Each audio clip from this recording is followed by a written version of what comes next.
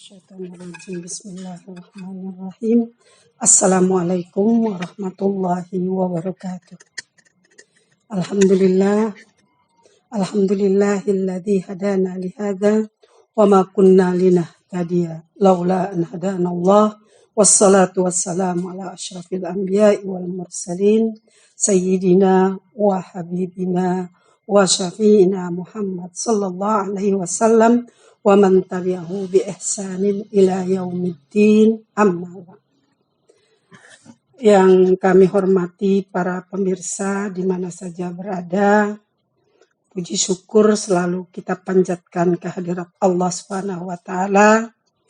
Hari ini kita memasuki puasa hari ke-21. Kalau menurut hari-hari yang boleh dikatakan bertuah di dalam bulan Ramadan, maka mulai tanggal 21 sampai akhir Ramadan ini adalah malam-malam, terutama di malam-malam ganjil, adalah malam-malam kita menuai ampunan, pahala, dan mudah-mudahan kita mendapatkan Lailatul Qadar. Nah, masih dalam rangka menghidupkan bulan Ramadan, maka kita membuka kitab suci kita kembali dengan membaca surah-surahnya untuk lebih memahami dan untuk kita amalkan dalam kehidupan sehari-hari. Pertemuan kita siang ini adalah dengan surah Al-Jumu'ah, yaitu surah yang namanya memang Al-Jumu'ah, tidak punya nama lain. Turun pada tahun ke-6 Hijriah di Madinah sesudah perang Khaybar. Tujuannya adalah mengingatkan kaum muslimin bahwa mereka punya hari khusus untuk beribadah, yaitu Yaumul Jum'ah. Karena orang Yahudi punya hari untuk beribadah, yaitu pada hari Sabtu. Kita mulai membaca ayat pertama, Bismillahirrahmanirrahim. Yusabbihu lillahi ma fis samawati wa ma fil ard. Al-Malikil Quddusil Azizil Hakim. Ayat ini dimulai dengan tasbih kepada Allah Subhanahu wa ta'ala. Kata yusabbihu adalah cara Allah mengajarkan kita bagaimana mensucikan Allah, membersihkan Allah dari sifat-sifat yang tidak terpuji, sifat-sifat kekurangan, tapi bahkan kita harus menghadirkan kesempurnaan Allah yang memang mutlak sempurna. Kata yusabbihu asal katanya sabah, artinya berenang. Berenang itu maknanya adalah menjauh. Jadi orang yang berenang menjauhi posisi semula.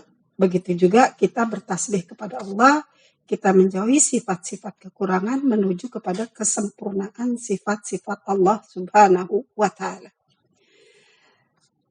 Ada beberapa ayat di dalam Al-Quran yang dimulai dengan perintah untuk bertasbih ini.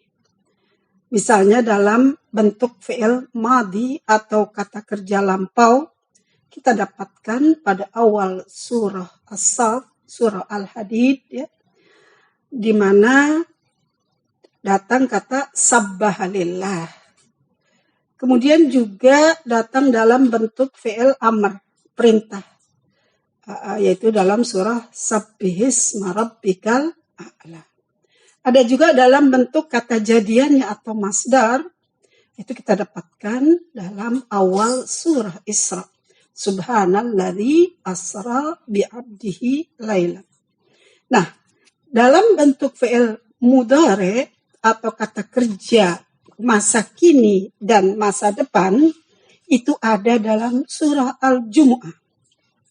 Ini menunjukkan bahwa kita mentasbih, kita mensucikan Allah dari sifat-sifat yang buruk, sifat-sifat yang tidak layak bagi kesempurnaan Allah, harus terus kita dengungkan, masa lampau maupun masa kini dan di masa mendatang.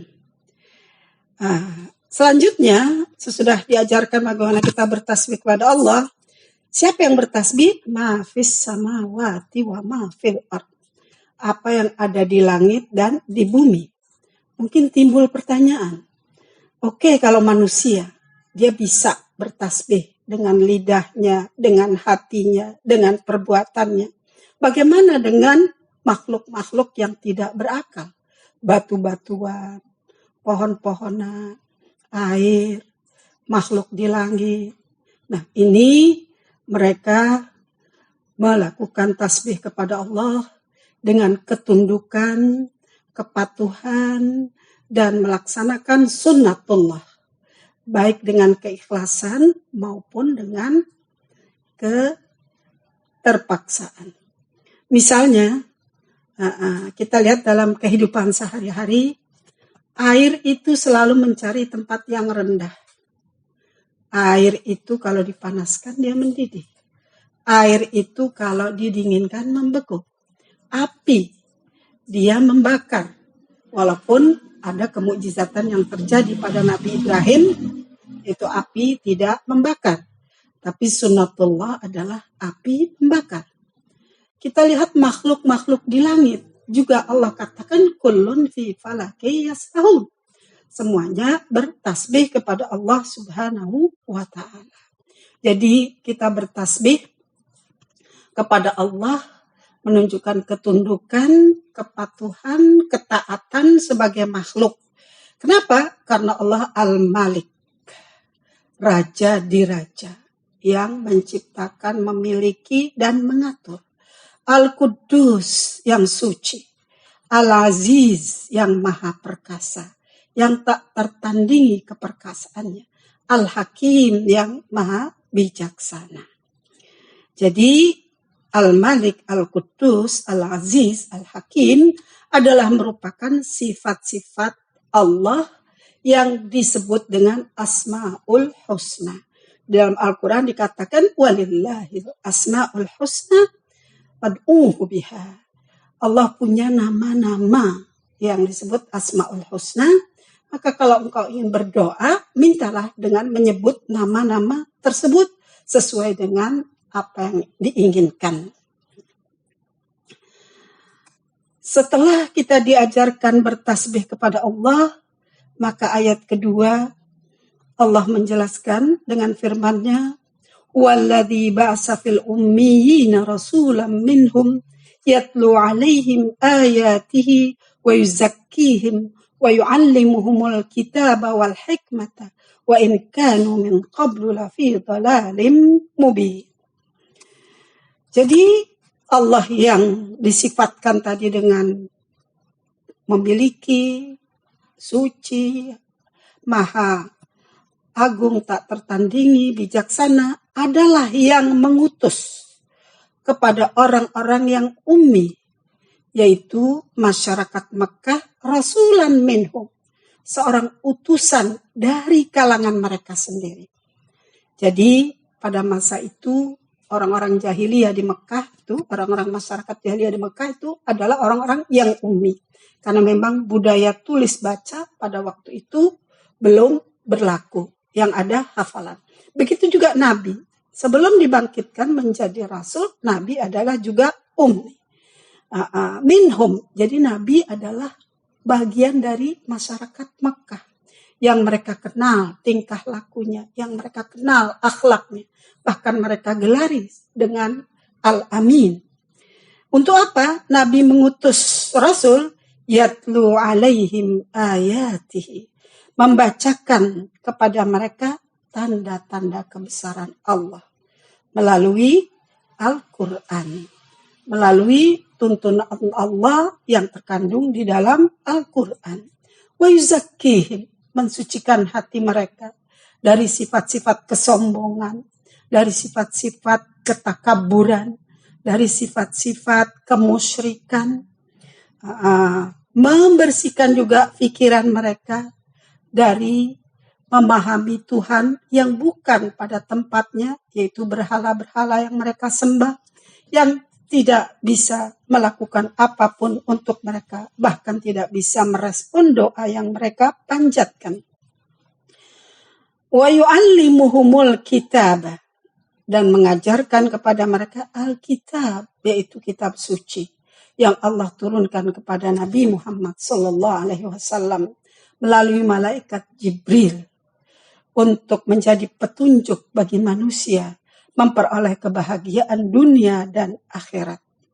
Dan Alkitab di sini layak dijelaskan mengapa Allah mengatakan yatlu alaihim wa yuzakim wa yu'allimuhumul kitaba, untuk menunjukkan bahwa Al-Quran bukan ciptaan Nabi Muhammad, tetapi kalamullah.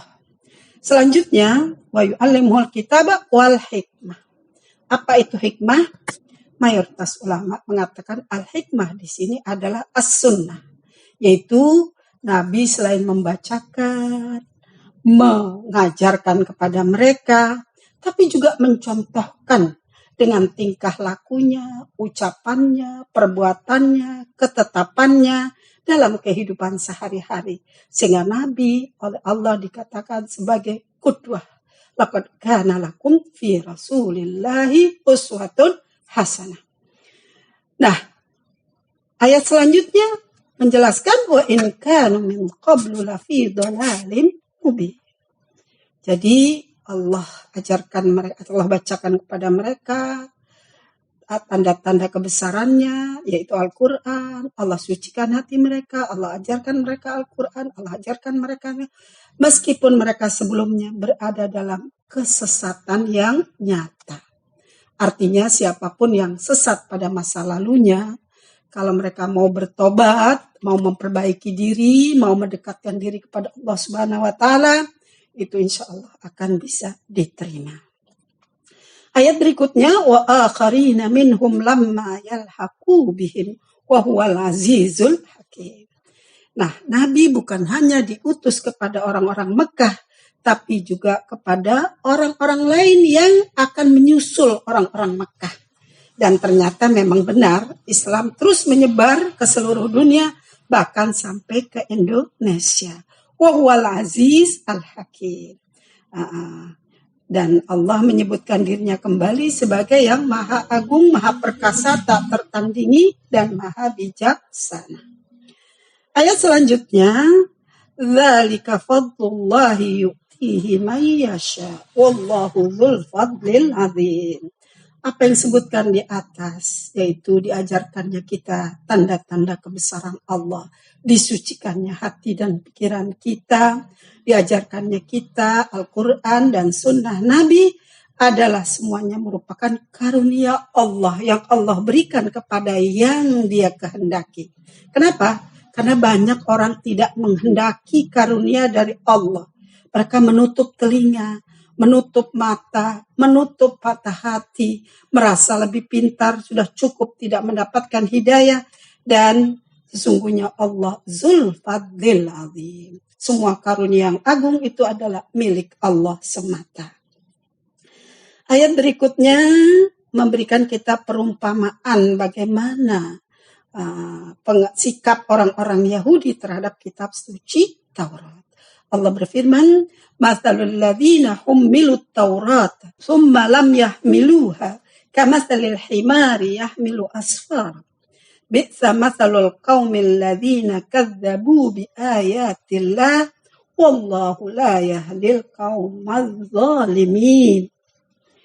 Matsalul ladzina hummilut Taurat. Masal, kata masal adalah perumpamaan. Di dalam bahasa Arab ada kita kenal masal dan misal. Kalau masal ini perumpamaan. Jadi apa yang diumpamakan belum tentu persis benar, mendekati. Tetapi misal adalah persis benar. Ya, ada misal, ada masal. Jadi Allah di sini memberikan kita perumpamaan. Apa yang diperumpamakan? Yaitu orang-orang yang dibebankan kepada mereka kitab suci Taurat, kemudian tidak melaksanakan apa yang mereka dibebankan dari amanah itu. Jadi orang-orang Yahudi sudah diturunkan kepada mereka kitab suci Taurat adalah sebagai petunjuk kehidupan mereka di dunia ini untuk diamalkan, dipelajari, dihayati, hingga kitab Taurat menjadi bagian dari jati diri mereka. Namun sayang, mereka tidak melaksanakan amanah tersebut. Bahkan mereka meninggalkan kitab suci Taurat, mengganti kitab suci Taurat, yuharrifunal kalima an mawadhi'ih, kata Allah. Mereka bahkan melenyapkan sebagian dari kitab Taurat. Nah, mereka ini yang tidak memanfaatkan isi kitab suci sebagai petunjuk yang akan membawa mereka kepada kenikmatan dan keselamatan kelak di akhirat, Allah perumpamakan seperti himar yahmilu asfar yang membawa banyak sekali, mungkin berkarung-karung kitab-kitab atau kitab-kitab suci masa lalu. Kita tahu himar itu di negara Arab dijadikan sebagai lambang kebodohan. Sehingga himar tidak memanfaatkan buku-buku yang dibawanya di punggungnya karena memang dia bodoh. Nah, orang-orang yang Yahudi yang tidak memanfaatkan isi ajaran kitab Taurat diserupakan seperti keledai yang bodoh. Karena apa? Mereka hanya keletihan membawa buku-buku itu, tapi tidak merasakan manfaatnya. Begitu juga orang Yahudi dan Taurat, mereka merasakan datangnya kitab Taurat, adanya kitab Taurat di antara mereka, tapi mereka tidak memanfaatkannya. Bi'sa masalul qaumil ladzina kadzabu bi ayatillah. Sungguh ini adalah satu perumpamaan yang sangat buruk yang Allah timpakan kepada orang-orang yang mendustakan tanda-tanda kebesaran Allah. Baik tanda-tanda kebesaran itu ada dalam kitab suci maupun yang ada di alam semesta. Karena semua fenomena alam yang ada di alam semesta ini adalah merupakan bukti-bukti tanda-tanda kebesaran Allah Subhanahu wa ta'ala. Wallahu la yahdil qaumadz zalimin. Dan sesungguhnya Allah tidak akan memberi hidayah orang-orang atau kaum-kaum yang zalimin, yang melakukan hal-hal yang melampaui batas-batas kemanusiaan, yang tidak lagi mengindahkan ajaran agama, bahkan mereka menentang agama. Nah, ayat berikutnya Allah Subhanahu wa ta'ala memerintahkan kepada Nabi Muhammad untuk mengatakan kepada mereka yang mengaku bahwa orang-orang Yahudi itu adalah kekasih-kekasih Allah yang memiliki hak-hak yang melebihi manusia-manusia yang lainnya. Bahkan mereka mengatakan bahwa tidak ada yang masuk surga kecuali orang-orang Yahudi. Maka di sini Allah Subhanahu wa ta'ala memerintahkan Nabi Muhammad untuk mengatakan kepada orang-orang Yahudi dalam firman-Nya, "Qul ya ayyuhalladzina hadu in za'amtum annakum awliya'u lillahi min dunin nas fatamannawul mauta in kuntum shadiqin." Katakan ya Muhammad. Ingat, kata kul di sini juga menunjukkan bahwa Al-Quran bukan ciptaan Nabi Muhammad.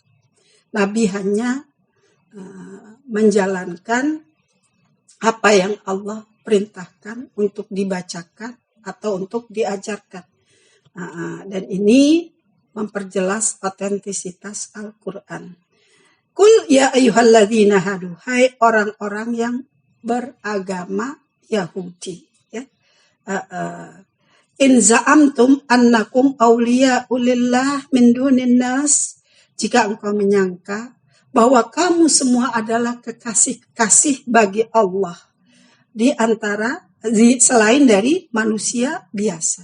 Fatamannawul mauta, maka idam-idamkanlah, harapkanlah kematian, in kuntum shadiqin, jika kamu benar semuanya dalam sangkaanmu bahwa kamu adalah kekasih-kekasih Allah Subhanahu wa ta'ala.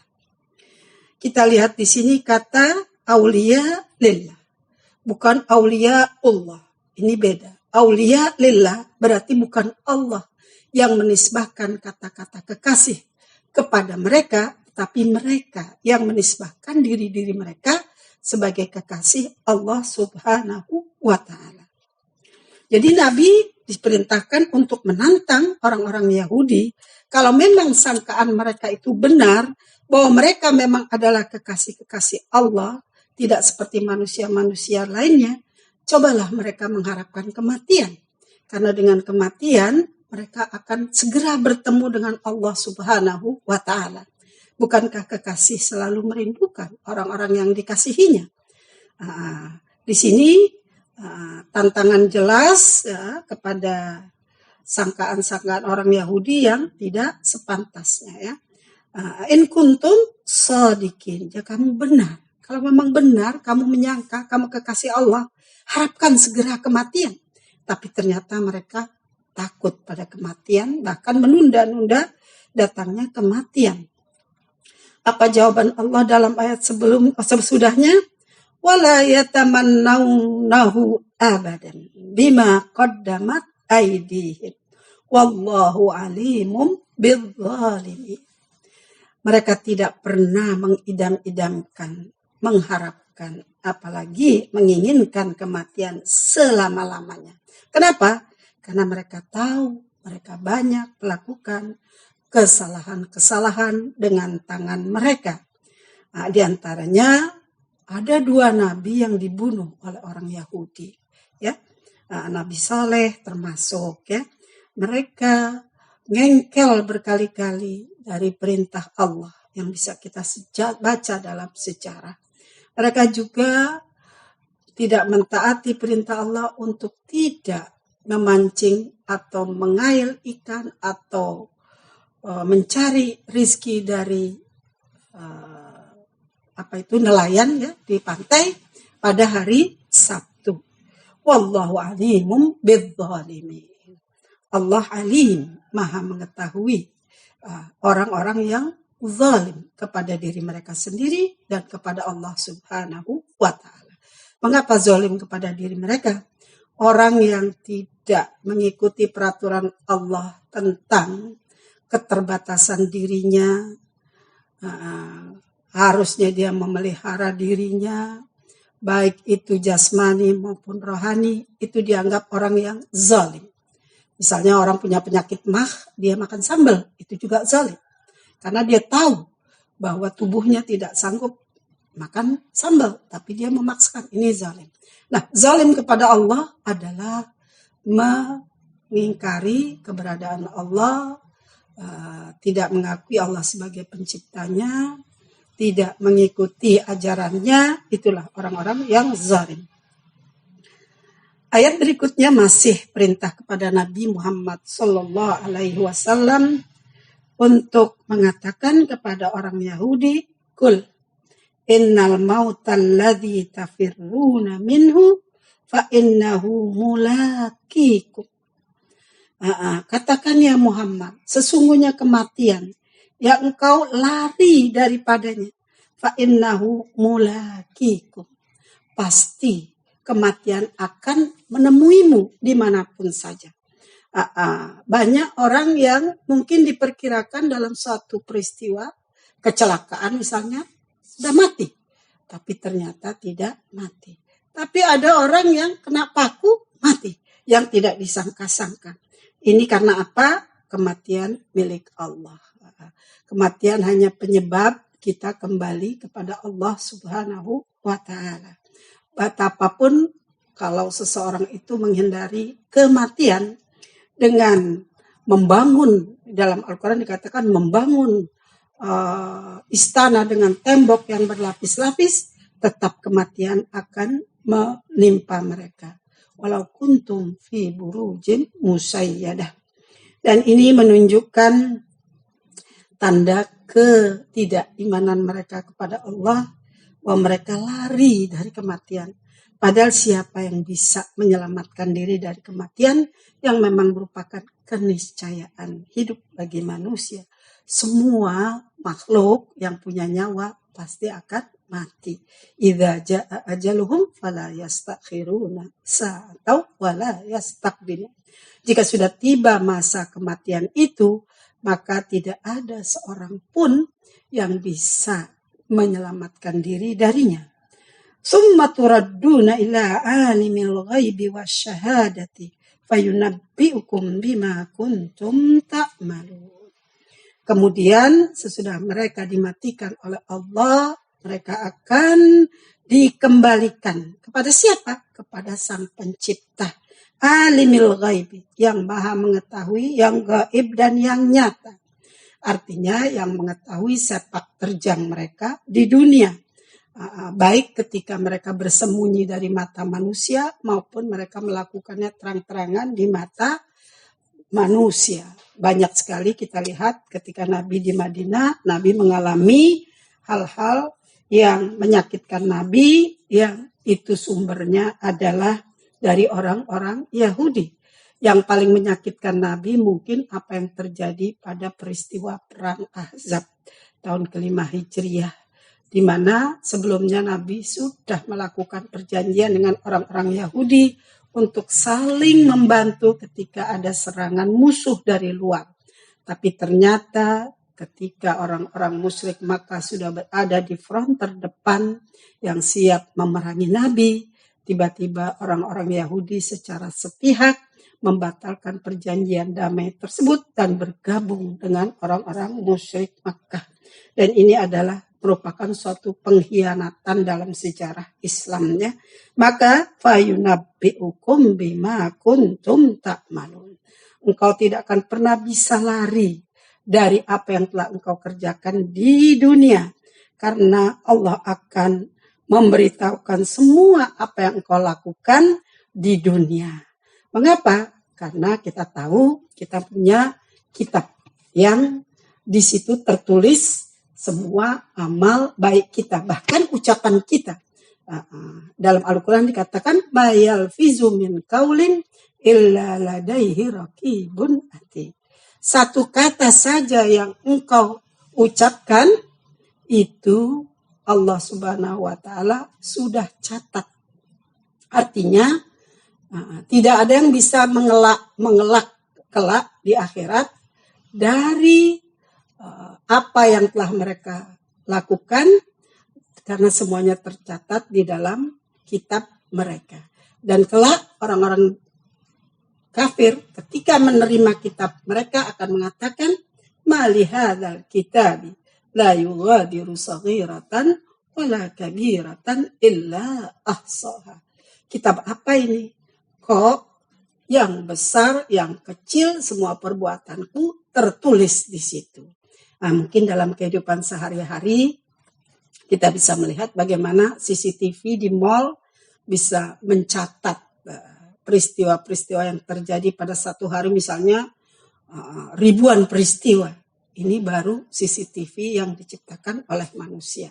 Bagaimana dengan mata Raqib dan Atid, ya, malaikat yang memang ditugaskan untuk mencatat apa yang dilakukan manusia di dunia dalam kehidupannya sehari-hari.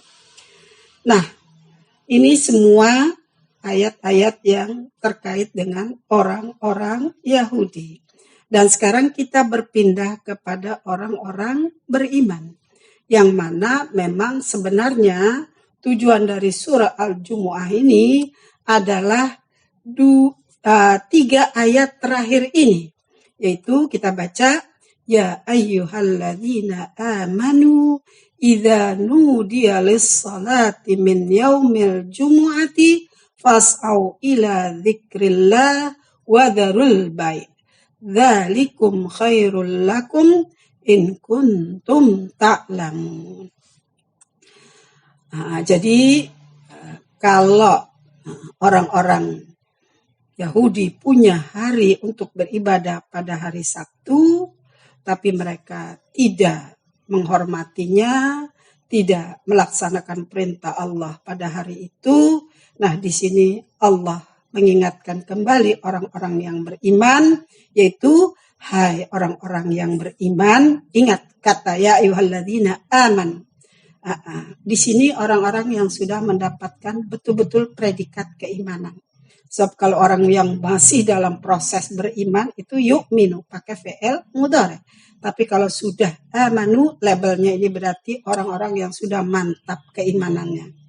Idza nudiya lis-salati min yaumil jumu'ati.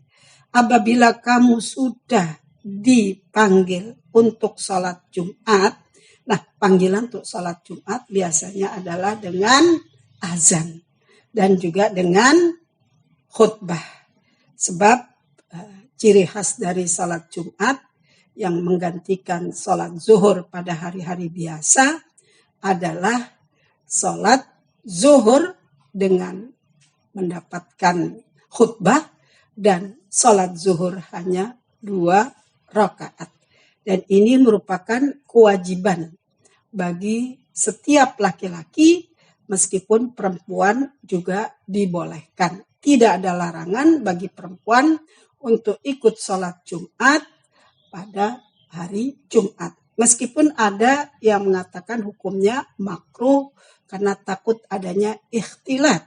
Tapi sekarang ini kan perempuan-perempuan kalau ke masjid kan pakaiannya juga sudah tertutup. Tempatnya juga tidak bercampur, terpisah antara laki-laki dan perempuan. Jadi tidak ada alasan untuk melarang perempuan, ibu-ibu untuk melaksanakan hari Jumat. Kita lanjutkan ayat seterusnya. Fas'au ila dzikrillah. Kata fas'au ini sa'a asalnya. Artinya berlari-lari kecil. Kita ingat kalau kita sedang sa'i bainas safa wal marwah, itu disunatkan ada bagian yang kita harus berlari-lari di situ. Itu fas'au ila dzikrillah. Tapi di sini maksudnya bukan berlari-lari kecil, tapi bersegeralah. Sediakan waktu cepat untuk sholat Jumat. Jangan bermalas-malasan. Jangan menunda-nunda. Karena hari Jumat itu adalah hari di mana kita berzikir kepada Allah. Yaitu sholat Jumat. Wadharul bai'. Tinggalkan semua hal-hal yang tidak terkait dengan sholat. Kita tahu bahwa sholat Jumat waktunya sangat singkat. Sedangkan jual beli waktunya lama. Maka harus ada prioritas melaksanakan sholat Jumat dengan bergegas. Ya. Kenapa kita katakan bergegas? Ya? Karena kebaikan itu harus selalu dipercepat. Namun kalau orang pergi sholat Jumat, ada hadis yang mengatakan berjalanlah ke masjid dengan penuh kehaibatan. Apa itu kehaibatan? Itu penuh wibawa. Ya. Jangan berlari-lari, terburu-buru. Itu biasanya kita lihat anak-anak muda itu kalau pergi ke masjid sudah terlambat, lari-lari bawa sejadah. Ya. Ini yang tidak dibolehkan. Itu makanya fas'au ila dzikrillah, bersegeralah kamu kepada zikir Allah, yaitu sholat Jumat. Dzalikum khairul lakum in kuntum ta'lamun. Dan itu lebih baik bagimu. Artinya apa? Sholat berjamaah pada hari Jumat dan mendengarkan tausiah berupa khutbah yang mengingatkan engkau akan fungsi-fungsimu di dunia dan pesan-pesan Allah terhadap hal-hal yang dilarang oleh agama, itu lebih baik bagimu kalau engkau mengetahui. Jadi banyak orang yang tidak melaksanakan karena dia nggak mengetahui. Dia tidak menghayati. Dia tidak memahami bahwa sholat itu bukan karena keinginan Allah Subhanahu wa taala, kebutuhan Allah Subhanahu wa taala, tapi adalah kebutuhan manusia itu sendiri, ya. Nah, kita lanjutkan fa idza qudiyatis salatu fantashiru fil ardi wabtaghu min fadlillah. Apabila salat sudah ditunaikan, fantashiru fil ardi, Kalau sudah selesai sholat, khutbah sudah selesai, salam-salaman silaturahmi sudah selesai, maka bertebaranlah kamu di muka bumi, wabtahu min fadlillah, dan harapkanlah karunia Allah. Artinya, sesudah sholat Jumat, ini menunjukkan bahwa sholat kita tidak sehari penuh, sebab perintah untuk beribadah pada hari Sabtu bagi orang-orang Yahudi itu sehari penuh. Tapi kita umat Islam hanya mungkin sejam ya, barangkali paling banyak ya, untuk sholat Jumat. Dan setelah itu kita dipersilahkan untuk berpencar di muka bumi ini. Wabtahu min fadlillah, untuk mengurus semua urusan kita, baik itu berniaga, bekerja, mengurus urusan-urusan lain. Yang penting dengan bertebarannya kita itu, kita bisa mendapatkan karunia Allah. Wazkurullaha katsiran, dan ingatlah ketika engkau melakukan hal-hal yang terkait dengan upaya memperoleh karunia Allah itu, jangan melupakan Allah Subhanahu wa Ta'ala. Ini mengingatkan kita dengan doa kita pada waktu salat, inna salati wa nusuki wa mahyaya wa mamati lillahi rabbil alamin. Bahwa semua perbuatan kita yang kita lakukan dan semua gerak-gerik tubuh kita itu jangan melupakan zikir kepada Allah Subhanahu wa Ta'ala. Karena itu adalah ketundukan kepatuhan kita kepada Allah Subhanahu wa Ta'ala. La'allakum tuflihun. Mudah-mudahan kamu menjadi orang-orang yang sukses. Nah, sholat Jumat, kemudian melaksanakan tugas sebagai manusia, bertebaran di muka bumi, mencari rizki Allah yang bisa membuat kita hidup sejahtera. Ini adalah cara untuk selamat. Tuflihun di masa mendatang. Mungkin selamat di dunia, lepas dari siksa Allah karena tidak menjalankan salat, tidak menjalankan perintahnya. Kemudian dengan bertebaran mencari rezeki kita bisa sejahtera hidup, tidak didera oleh kemiskinan, dan kelak itu akan semua mendapatkan pahalanya berupa kesuksesan di akhirat, yaitu masuk surga. Ayat selanjutnya, ini ayat terakhir ya. Nah ini tadi kan terkait dengan orang-orang yang kita bilang betul-betul mantap keimanannya sehingga mendapat label amanu.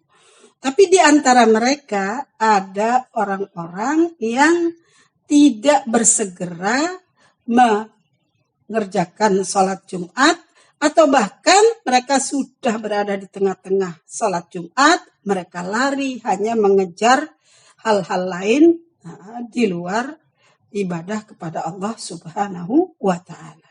Allah Subhanahu wa Ta'ala berfirman, wa idza ra'au tijaratan aw lahwan faddu ilaiha wa tarakuka qa'ima qul ma 'indallahi khairum minal lahwi wa minat tijarah wallahu khairur razikin. Ternyata di antara orang-orang beriman ada juga yang lebih tergiur dengan keduniaan daripada mengingat atau zikir kepada Allah atau melaksanakan salat Jumat. Sebab turun ayat ini adalah sikap beberapa orang Muslim tepat di hari Jumat, bahkan tepat pada saat Nabi sedang membacakan khutbahnya. Pada waktu itu musim panas sedang melanda Madinah. Kekeringan melanda sehingga banyak sekali bahan pangan yang tidak didapatkan dan harganya naik. Tiba-tiba ada berita ada kafilah dagang yang masuk membawa barang makanan yang kalau tidak salah itu dibawa oleh Dihya Al-Kalbi. Barang dagangan sudah masuk ke pasar, tanda datangnya kafilah itu sudah dipukul berupa tabuh, maka ada di antara orang-orang yang sedang salat itu langsung lari ke pasar meninggalkan Nabi sendirian. Ya. Wa idza ra'au tijaratan aw lahwan infaddu ilaiha. Dan ketika mereka padahal dalam keadaan atau dalam waktu sholat melihat tijar, perniagaan, aw lahwan. Lahwan ini orang biasa menafsirkannya dengan permainan. Tapi sebenarnya lahwan ini adalah satu perbuatan yang manfaatnya kurang daripada yang seharusnya. Artinya mereka meninggalkan satu perbuatan yang penting, dalam hal ini adalah sholat, dengan perbuatan lain yang kurang penting, yaitu misalnya perniagaan. Ya. Wa tarakuka qa'imah. Dan mereka meninggalkan Nabi Muhammad SAW berdiri membacakan khutbah. Ada yang mengatakan mereka ini banyak yang pergi ke pasar dan meninggalkan Nabi, bahkan ada yang mengatakan hanya tinggal 40 orang. Ada lagi yang mengatakan tinggal 8 orang. Ada lagi yang mengatakan tinggal 3 orang. Itu makanya 40 orang jamaah Jumat dianggap sebagai jumlah yang paling sedikit dari kewajiban ditunaikannya sholat Jumat. Ya. Nah, ini merupakan sikap yang kurang terpuji, sehingga ayat ini merupakan celaan, kecaman kepada mereka yang meninggalkan Nabi dalam keadaan berkhutbah. Maka Nabi diperintahkan untuk mengatakan kepada mereka, "Qul ma indallahi khairum minal lahwi wa minat tijarah." Katakanlah, sesungguhnya apa yang engkau kejar itu, meninggalkan Nabi dalam keadaan berdiri, membacakan khutbahnya, dan ditinggal begitu saja. Sesungguhnya apa yang engkau tinggalkan itu, yaitu sholat, mendengarkan khutbah, jauh lebih baik, khairun, dari al-lahwi wa minat tijarah, ya, dan dari perniagaan. Wallahu khairur razikin. Dan sesungguhnya Allah adalah sumber rezeki. Seandainya pun engkau sholat lebih dulu, mendengarkan tausiah Nabi lebih dulu, baru setelah itu engkau pergi ke perniagaanmu, tentu engkau akan mendapatkan pahala 2, yaitu pahala mendengarkan dan menunaikan sholat, dan juga mendapatkan perniagaan. Karena betapapun usaha kita mencari perniagaan, izin Allah dan hasil dari kerja kita ada di tangan Allah. Wallahu khairur razikin. Ayat terakhir ini yaitu kecaman.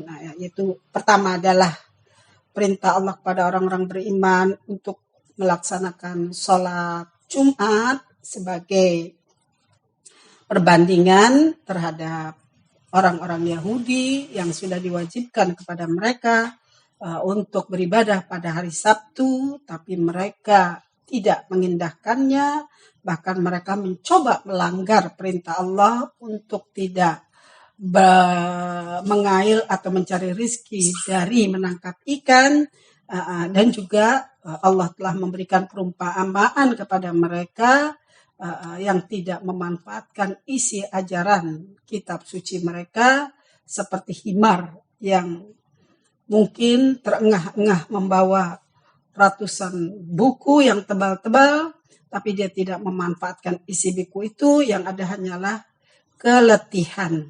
Nah, di sini Allah memerintahkan pada umat Islam untuk selalu memperhatikan ajaran agamanya, selalu bersegera menunaikan ajaran agamanya, tinggalkan semua urusan keduniaan, karena itu akan membawa keselamatan di akhirat kelak. Dan ayat terakhir ini adalah celaan bagi orang-orang yang lebih mementingkan keduniaan, yang lupa bahwa semua itu sumber rizkinya ada Allah Subhanahu wa Ta'ala. Nah, ini banyak di antara kita yang karena tugas-tugas tertentu dia meninggalkan kewajibannya untuk sholat Jumat.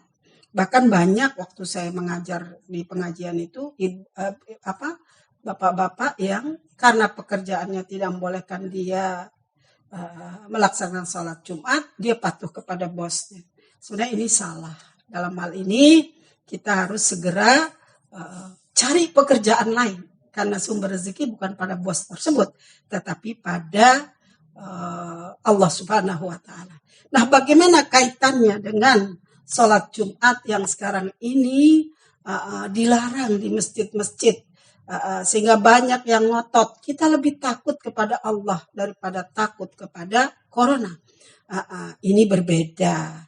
Yang kita hadapi sekarang ini adalah bencana, wabah, yang sudah ditunjukkan oleh Rasul bagaimana menghadapinya.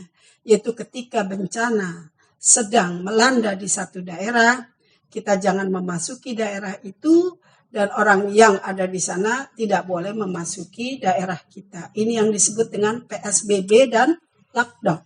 Ini seharusnya kita taati, karena ketaatan kita untuk tidak sholat Jumat itu menyelamatkan kita sendiri dan juga menyelamatkan orang lain.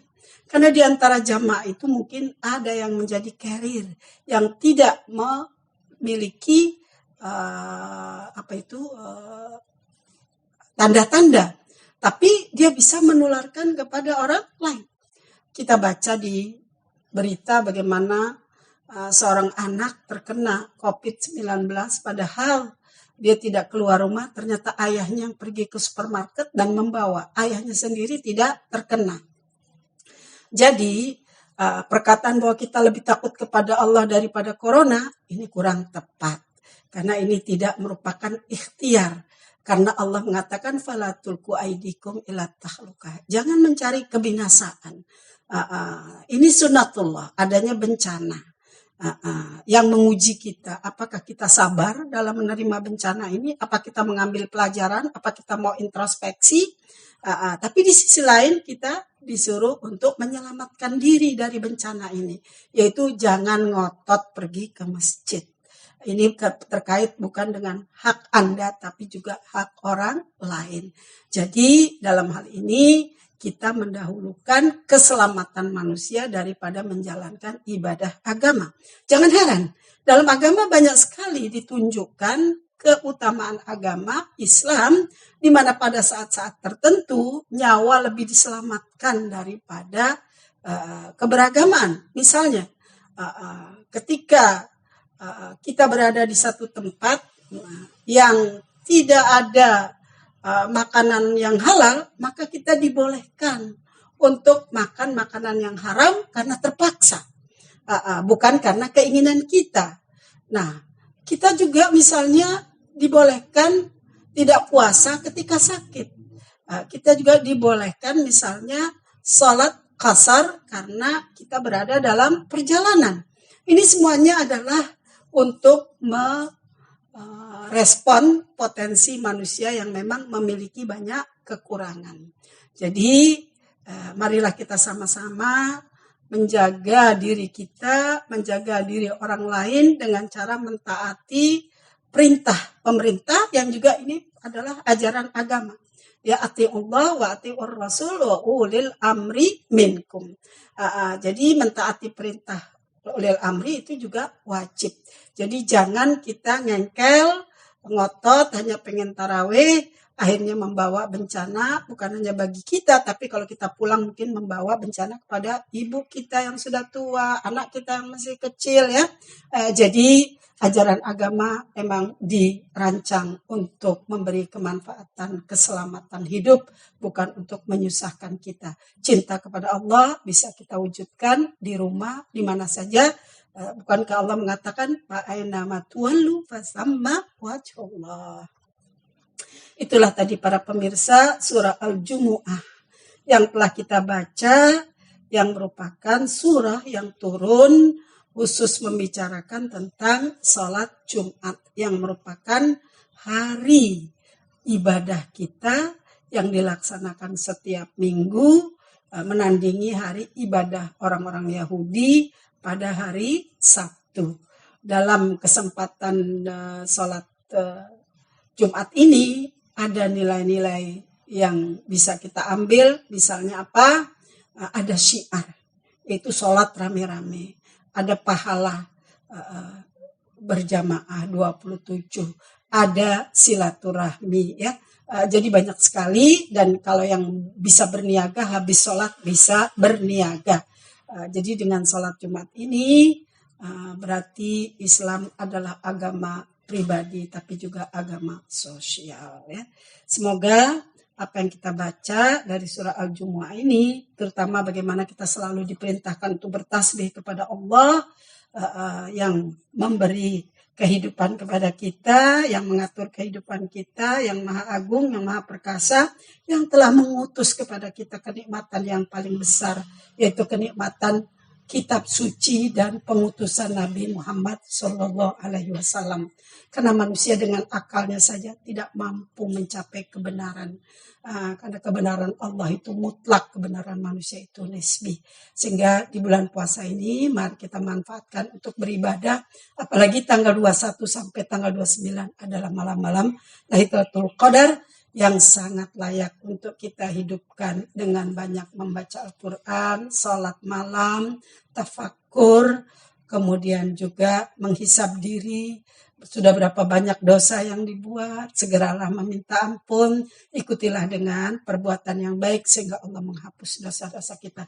Amin ya rabbal alamin. Taqabbal ya Allah doa kami. Wassalamualaikum warahmatullahi wabarakatuh.